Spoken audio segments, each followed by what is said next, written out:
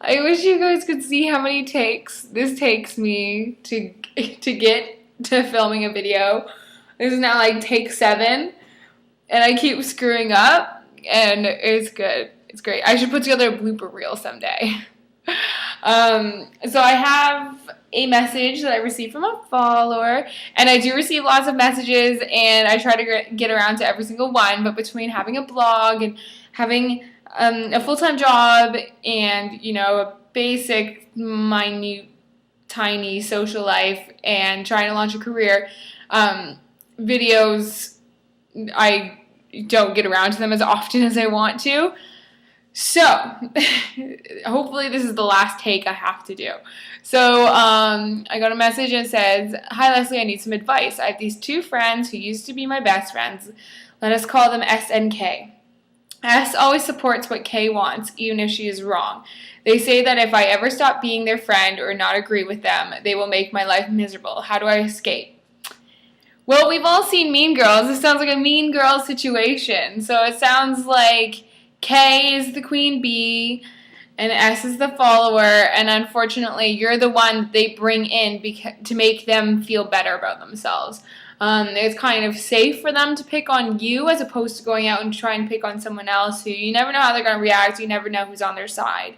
You never know what they're going to do, so they know what you're going to do. They know that you are wanting to be friends with them, so they're just picking on you because it's safe.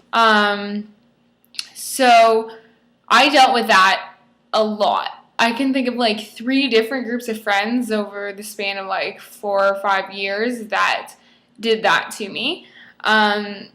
Basically what I did is I said, I don't need any more friends. I don't need any if they're going to treat me like this. And I'm going to say luckily I had been through enough torture that I had the maturity at such a young age to be able to say that. But I know of 20-year-olds, I know of 23-year-olds, I know of 30-year-olds I know of 40-year-olds who need friends. Like, if they don't have friends, no matter how well they treat them or how poorly they treat them, it's like essential for them. I luckily was mature enough at a young age to do this, and I said I don't need friends, and I ate by myself in the cafeteria. I ate by myself in the library. I would go home for lunch. I would just focus on school, getting through each day, because I respected myself enough not to have to be put through that. There's enough stuff that goes on as an adolescent between your friends. Not between your friends, between your peers, between your family, between the bullies on the playground. The last thing you need is to be bullied by your friends. So you don't need that. Every situation is different though.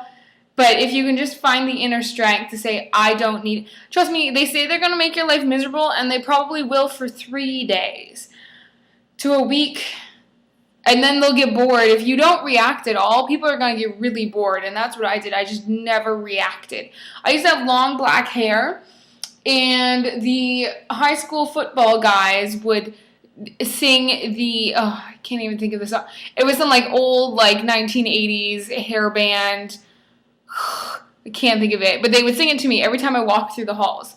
Never reacted. I had people sing Skater Girl by Avril Lavigne. Never reacted. And so I just kept not reacting, and then eventually people got bored, because eventually they're going to find someone who does react, and you're going to become extremely boring. So the goal is to be extremely boring. Just don't react, and eventually they're going to get bored of you, and eventually you'll find 1 or 2 close friends who will love you, and then those friends will grow. And I never had more than 1 or 2 friends in high school, because I just wanted friends who loved me for me. Now I have tons of friends, and they're all great friends, and that's because I learned how to pick my friends, and I learned how to respect myself, and I learned what friends I deserve and who deserves to be my friend, because not everyone deserves to be my friend.